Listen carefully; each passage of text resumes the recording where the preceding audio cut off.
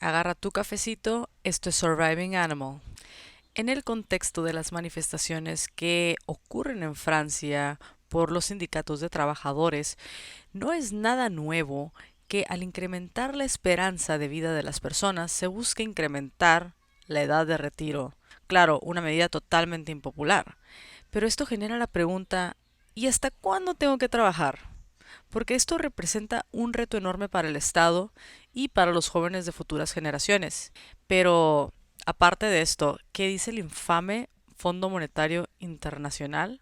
También vamos a comparar algunos países respecto a la esperanza de vida y la edad de retiro para darnos una idea en dónde estamos parados. Así que comenzamos. Así es que Emmanuel Macron, o Macron como le digan, el actual presidente de Francia, llevó a cabo este cambio de la edad de retiro de 62 a 64 años y lo hizo a través de la ley del artículo 49.3 de la Constitución francesa que permite a un gobierno aprobar un proyecto de ley a través de la Asamblea Nacional, o sea, la Cámara Baja del Parlamento de Francia, sin una votación. Pues claro, ¿no? Porque era impopular y nadie iba a querer votar por ella. Pero en la última década, este artículo 49 se ha visto cada vez más como una herramienta antidemocrática utilizada por el gobierno para fortalecer a los legisladores. Así fue que logró este cambio y diversos sindicatos de trabajadores en Francia han estado realizando manifestaciones y paros laborales para echar abajo la reforma. Sin embargo, se han enfrentado a las tácticas de mano dura de la policía, dejando las ciudades de Francia envueltas en gas lacrimógeno, basura, fuego, humo, avistando un final cada vez más amargo para ellos. Quiero leerles una nota que me llamó mucho la atención sobre Francia, realizada el 1 de febrero del 2023 por el Fondo Monetario Internacional. Y se titula así: Francia está construyendo resiliencia a través de reformas audaces. Oh, sí. Después de una fuerte recuperación económica de la pandemia, Francia se vería golpeada por un shock energético impulsado por la invasión rusa de Ucrania. La inflación aumentó y la actividad económica se desaceleró. Sin embargo, la economía se ha mantenido resistente y la inflación muy por debajo de otros países de la Unión Europea debido a la dependencia más limitada del gas ruso y a una fuerte respuesta política, incluidos los controles de los precios del gas y la electricidad. Las reducciones de impuestos sobre los productos de combustible, los pagos de transferencia y las medidas para apoyar a las empresas. Esto afectó el impacto del choque de los precios de la energía, pero ha sido costoso para el gobierno y no está bien dirigido. Bueno, primero que nada, la media inflacionaria en la Unión Europea es de 9.9 más o menos y Francia se encuentra como en el 7.3. Ahorita corroboro los datos en una tabla que voy a poner aquí. Y además está comentando que, bueno, prácticamente todo es culpa de Putin, ¿no? La Putinflation, porque por el gas ruso. Ellos importaban más o menos el 50%, 45% en la Unión Europea antes de la invasión rusa o esta operación militar. Sin embargo, yo creo que lo que más les va a afectar es este sabotaje que le hicieron a Nord Stream 2. Pero este no es el tema de este video. Simplemente me llamó muchísimo la atención el enfoque y cómo se han ido olvidando realmente de pues de acceder a un gas que sea económico, bueno, bonito, barato, que es lo que tenían de Rusia, ¿no? Para acercar el presupuesto al equilibrio y establecer el ratio de deuda en un camino decreciente, voy a hacer otro paréntesis, Francia tiene alrededor del 112% de deuda en relación a su Producto Interno Bruto. Es bastante alto. Y antes de la pandemia estaba como en menos de 100%. Entonces, claro, sí ha aumentado su deuda. Y aquí dice el Fondo Monetario que Francia debería llevar a cabo una consolidación fiscal gradual pero sustancial a medio plazo. Esto podría comenzar aprovechando la eliminación gradual del apoyo a la pandemia para comenzar a reducir el déficit fiscal modestamente en 2023. Es decir, que el Estado gaste menos, que recupere otros niveles de deuda, ¿no? Luego podría ir siguiendo de una consolidación constante respaldada por las reformas del gasto, dejando espacio para acelerar la inversión verde y digital. Porque claro, ahorita en el contexto de la guerra, pues están vendiendo la idea de que para el 2030, 2050 haya cero emisiones de carbono, pero en realidad pues nos están mintiendo. Nos están mintiendo. No estoy en contra de la energía verde, pero también digo, bueno, están sancionando al proveedor de uranio para alimentar a las plantas nucleares. Y yo me pregunto cómo le van a hacer si están en guerra y están sancionando a Rusia por todo, ¿no? ¿Dejarán de comprar uranio o los metales que requieren para sus industrias de energía nuclear? Porque la energía nuclear, quieran o no, se puede decir que es energía verde, no 100% porque claro que hay residuos más manejables porque son más pequeños y no tienen ninguna emisión de efectos de gases de efecto invernadero. Entonces, aquí yo tengo esta duda sobre esta agenda verde, pero bueno, continúa diciendo el FMI, el gobierno ha hecho progresos significativos al presentar reformas para impulsar el potencial de crecimiento al tiempo que se reducen los costos fiscales, incluidos los beneficios de desempleo, no gente que no quiere trabajar, sino gente que busca trabajo sin encontrar, o sea, hay que utilizar bien la palabra desempleo, revisados que ayudarán a aumentar la oferta de mano de obra y una reforma integral de las pensiones que tiene como objetivo equilibrar el sistema de pensiones y aumentar la tasa de empleo de los trabajadores de más edad, más al acercar la edad de jubilación efectiva a otras áreas para la reforma fiscal, incluidas las exenciones fiscales, los beneficios sociales, la atención médica y al gasto subnacional. O sea, prácticamente indica que se les terminó el estado de bienestar y que quieren disminuir la participación del gobierno en esto, en las seguridades sociales. Luego continúa diciendo, más allá de las medidas fiscales, otras reformas podrían impulsar el potencial de crecimiento, como medidas para acelerar la transición verde, mejoras en los mercados de productos y servicios para impulsar la competitividad y esfuerzos para mejorar las habilidades de los trabajadores y aumentar la eficiencia del sistema educativo. La competitividad aquí es otra palabra clave, ¿no? Luego regresaremos a esto. El sector bancario ha resistido bien la crisis y ha apoyado la recuperación económica. Claro que sí, porque son súper altruistas, yo creo. Pero los riesgos de estabilidad financiera global están aumentando. Las autoridades decidieron recientemente aumentar el colchón anticíclico, un requisito de capital para aumentar el colchón contra cualquier deterioro repentino de las condiciones financieras. Se requeriría una vigilancia continua para protegerse contra cualquier debilidad emergente en las carteras de préstamos de los bancos. Aquí me llama mucho la atención porque anteriormente este video, si quieres ir a verlo, hablamos sobre el sistema bancario y pues claro, se está apoyando, si las pérdidas siempre se socializan en los bancos, aquí está diciendo prácticamente que el Estado tiene que estar preparado para cualquier percance que tengan los bancos, ¿no? El Estado al final somos nosotros somos los contribuyentes y nosotros somos los que pagamos cualquier riesgo financiero. Vamos a ver algunos videos breves sobre las manifestaciones en Francia de estos trabajadores organizados y que no están contentos evidentemente con esta reforma.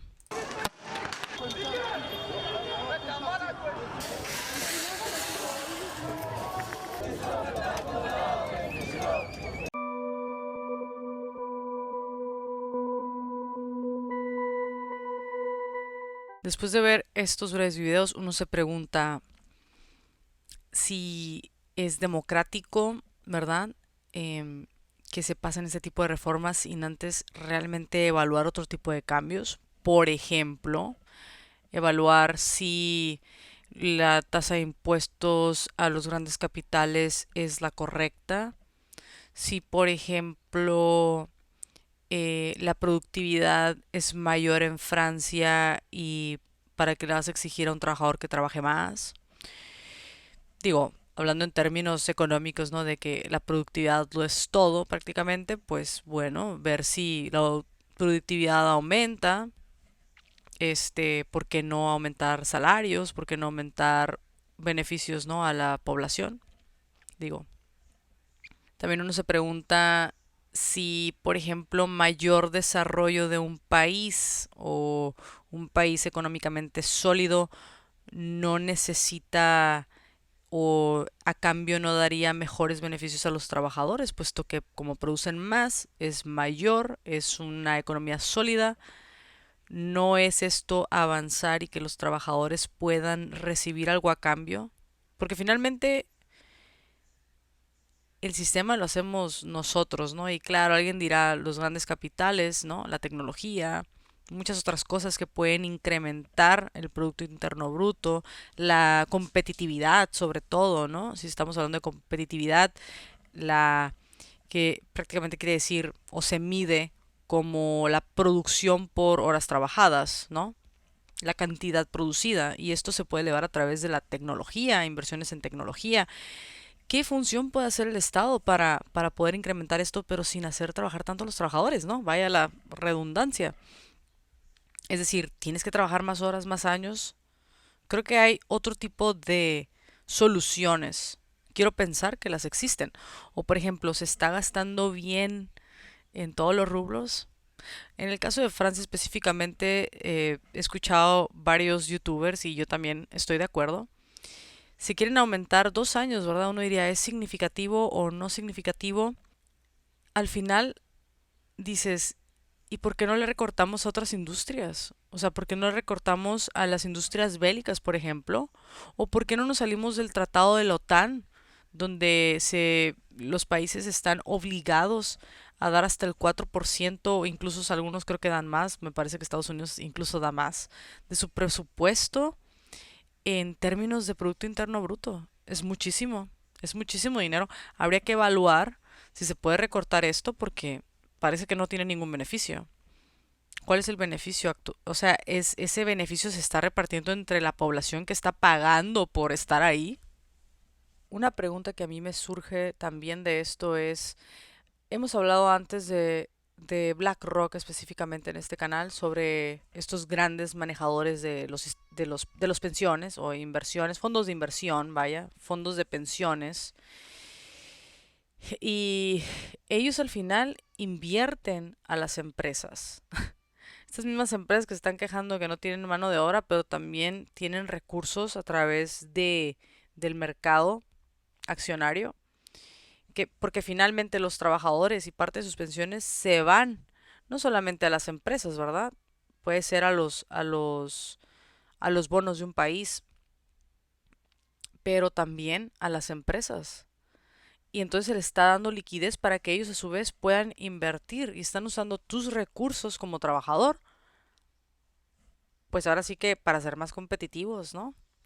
Entonces, no sé, digo, es un ciclo muy interesante en donde los únicos afectados, a los únicos que se les solicita trabajar más o aportar más o lo que sea, son los trabajadores. ¿Y las empresas? O sea, a las empresas no se les quiere tocar porque el argumento es, van a dejar de ser competitivos.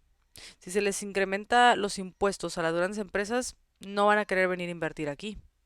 No van a, van a recortar sus ingresos y por tanto entonces van a recortar los ingresos a los trabajadores, ¿no? O los salarios. Entonces sí, vamos en esta disyuntiva. Además, el sistema de pensiones se va a solicitar trabajar más, pero este sistema de pensiones considera a la inflación, considera aumentar a los trabajadores este aumento de precios. O sea, cuando yo me jubile, puedo ganar siempre 10.000 euros o lo que sea, ¿no? O 1.000 euros al mes y siempre me va a alcanzar igual hasta que me muera. ¿Está contemplando este sistema de pensiones estas preguntas? No lo sé. Yo me imagino que antes de llevar a cabo estas propuestas deben de evaluar todos sus aristas. Entonces, yo no estoy en contra de los trabajadores de Francia ni los sindicatos y que a mayor crecimiento de una economía también se le exija trabajar más a los trabajadores. Es decir, parece que es contrapuesto a lo que uno esperaría de tener un país y vivir en un país tan poderoso, ¿no? Ahora Francia quizás no es el país más poderoso del mundo, pero saben a lo que me refiero. Es una potencia que no tiene gobernabilidad. Entonces quiero ponerles unos ejemplos sobre algunos países para que vean lo asimétrico que es esto de la edad de retiro y la esperanza de vida.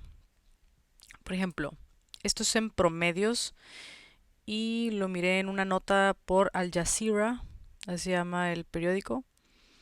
Tenemos que en Sudáfrica la edad de retiro promedio es de 60 años, mientras la esperanza de vida es de 62.2 años. Latvia, por ejemplo, es la edad de retiro de 61.5 y viven más para disfrutar su pensión hasta los 68.18 en promedio. Es decir, es un promedio. No garantiza que vivas esos años.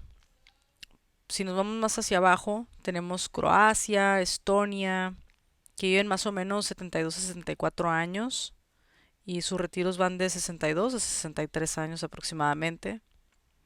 En India te retiras aproximadamente a los 58 años y tu esperanza de vida es a los 69, pues hay unos 11 años más en promedio, porque claro que no todo el mundo vive ni mucho o menos. Si nos vamos para abajo a, por ejemplo, Canadá, te retiras como a los 65, Nueva Zelanda, España, Suecia, Chipre, 65 años de edad y más o menos vives en promedio 79, 80 años, 81. Aquí pueden ver. En Arabia Saudita me llamó mucho la atención este dato, o sea, te jubilas más o menos a los 47 y tu esperanza de vida es a los 73. Claro, la esperanza de vida no es la más alta, ¿verdad? Pero digo, tienes muchísimos años, ¿no? Para poder disfrutar.